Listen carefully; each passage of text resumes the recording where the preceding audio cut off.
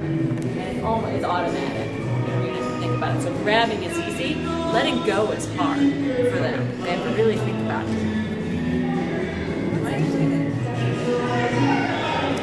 The word raptor is not a scientific term at all. It comes from a Latin word, rapere, which means to seize and to carry away. So because there's a lot of predatory birds out there, but raptors are kind of in this special category. The first reason is because they catch their food with their feet. That makes them different than loons, or makes them different from herons, or even robins in your backyard, because they're catching the insects or the fish or whatever with their beak, not their feet. So the second and third thing that really kind of help group raptors together is the beak. The beak is kind of that curved, and it's built for biting and tearing. And then the third thing is their eyesight. All raptors will be 10 this spring. All of them. In the wild, about 20 to 25 years, give or take. In captivity, almost twice as long. This bird can see easily. So with raptors, if you think about it, they're a predatory animal. As they start to age, if you think of any animal, what's some of the things that happen when you age? And eagles can see close, far away, and any other hawks and dolphins, they have phenomenal. Exactly. Joints, muscles, Yep. Slower reflexes. You start losing your eyesight. Well, with these birds, the minute they start to age, No, you gotta videotape this. the minute they start to age, they're now not going to be able to hunt. Yeah. Exactly. They don't have that excellent eyesight, the reflexes, and they're going to starve right away. And so in captivity, though, they can live a lot longer. We can take care of them into old age. So so they could get into their 40s usually. There's a couple recorded up to 50, but usually up into the 40s. But they can't. Some of them or scales or whatever they can't do. Long time. So once every 24 hours they cough it up. And we may have to move her just well, to me they're just slightly too close together. So once every 24 hours or so, they will cough up this pellet. And when I was in college, one of the things I did for research was we were looking at what eagles were doing. So I was going to places where eagles sat at night, and in the morning, that's when they actually cough up the pellets before they go fly. I had to go find the pellets. It actually was loads of fun, but I'm kind of weird, biology type person. This is new for her, being in what we call a booth situation, so we want to give her treats every once in a while to let her know she's doing it. They're both permanently injured. This one I believe is worse than this. She was hit by a car about 10 years ago, and because of that, relatively similar to what they catch in the wild.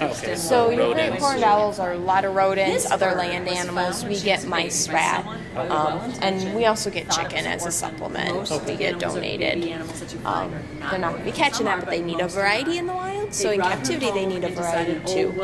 So we kind of mix it up with it. Every once in a while, quail too. Baldy will get you all the same thing except fish mixed in there also every once in a while. She started seeing, she saw people, she didn't see great horned owls. So she, over the course of 3 to 5 days, when her eyes were clearing up, she started associating food and shelter with people, not with, not with owls. Now, it doesn't mean that she thinks that she's a person or we're owls, but she's in a very mentally confused place, someplace in between. So what it means is she doesn't react toward other owls the right way, and she doesn't react toward people the right way. So she's not releasable to the wild. But everything else in that bird is perfect. She can see, hear, fly, everything. But we can't let her go. She would starve to death. Do we have names? We call her Lois, and we call her Maxine, or Max for short. They could care less about their names, but it makes it easy for us to tell them apart. We have 31 education birds at the Raptor Center, and we have several great horned owls, we have several eagles, and the easiest way to say, go, instead of saying go get Eagle 102, it's go get Max, or go get Bud. But the Raptor Center is mainly for wildlife rehabilitation, so we take in close to 800 injured and orphaned raptors every year. About half of them can get released back to the wilds. We're located at the St. Paul campus at the University of Minnesota. And we've been doing it for about 30 years. So we've improved the care of Raptors. Some of them need to be euthanized or put to sleep because their injuries are such that we cannot help them. Even though we've made such amazing advances in 30 years, there's some we still can't help. And some, pardon? There is a portion of the ones that are not euthanized that have injuries that they would be able to survive, but not in the wild. Some of those we do keep. We have 31 of them that we use for educational programs like this. Some do get other institutions, zoos, nature centers, and things will say, hey, we're interested in these types of birds, and when those types of birds come up, then we evaluate where they're going to go. We're very, very careful about where we place the birds that are going to yeah. And half, believe it or not, that's a nice comfort movement. Half is actually a very high number for rehabilitation. Most, when animals get hurt, for example, they want to hide. And to them, we are predators. We are wanting to eat them. They will try to run, hide, anything they can to get away from us.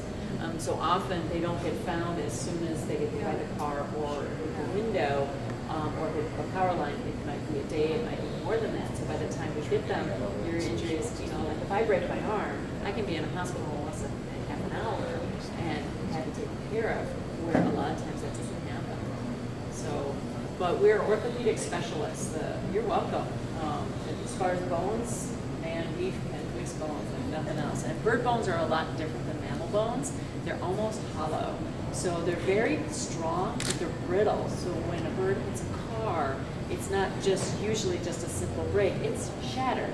So to be able to put that back together, the Raptor Center has come up with lots and lots of techniques. When I first started volunteering there, I work there now, but when I first started volunteering there over 20 years ago, anytime there was a dislocation of an elbow or a fracture really close to the joint, there was nothing we could do for it. And now we can fix most of them. We can't fix all of them yet.